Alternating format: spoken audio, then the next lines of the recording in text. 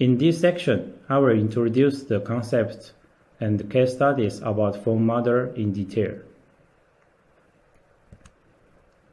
This slide shows there are different modeling scales when you simulate the material of continuous FRP, like unidirection or woven structure.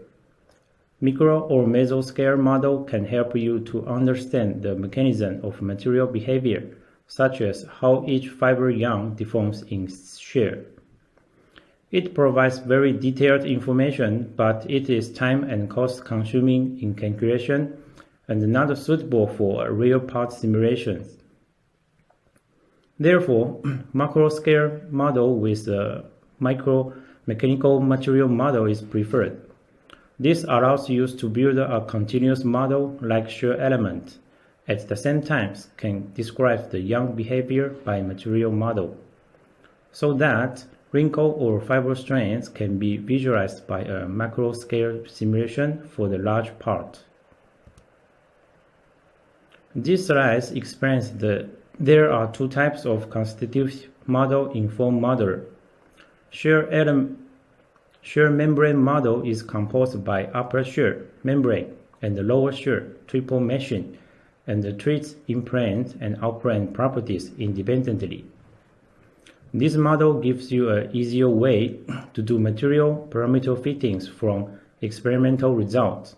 However, the smaller wrinkle may not be captured in simulation. Another model is the Reisner-Mindlin model, which is an extension of shear theory by considering out-plane shear properties. By using Reisner-Mindlin model, those smaller wrinkles can be described clearly as results shown above. However, it would be more difficult to characterize the out-plane properties from experiment. As long as the wrinkles show up, no matter how the size are, the design has to be modified to avoid those defects.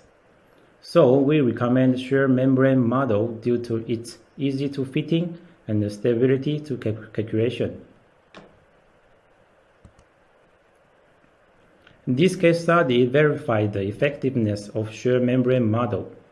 As shown in picture, dry fabric with two different initial orientations are formed by a same box-shaped mold. By checking the simulation result of curvature distribution, the wrinkle locations can be identified, and it shows good agreement with experiment result. Moreover, we can visualize those areas with high shear deformations